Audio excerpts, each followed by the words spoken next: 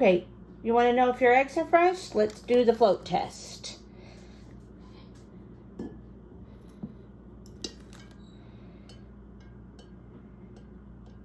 Okay, that one's just barely fresh, but we can still use it. All right, here's one that I know that's going to be bad, or I'm pretty sure. So let's watch it. It should float. Yep, that is a bad one. And these are brand new. They should be good. The color is different. It doesn't mean that they were factory raised. It just happens to be the breed of chicken. But here we go. This is what a very fresh one should look like. Oops. It didn't break, yes. And then I've got a bonus tip. One thing that you can do with your egg cartons is you can use them as seed starts, and it's the perfect time.